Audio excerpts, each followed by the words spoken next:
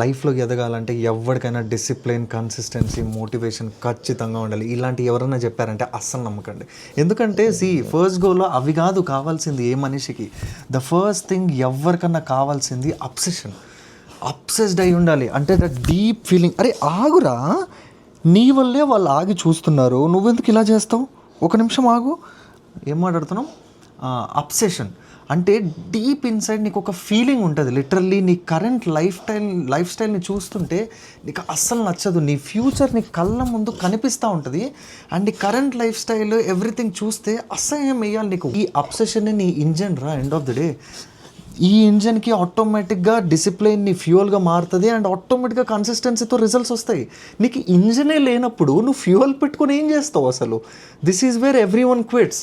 So obsession is the most important. ఇది కన్సిస్టెంట్గా వస్తూనే ఉండాలి లైఫ్ లాంగ్.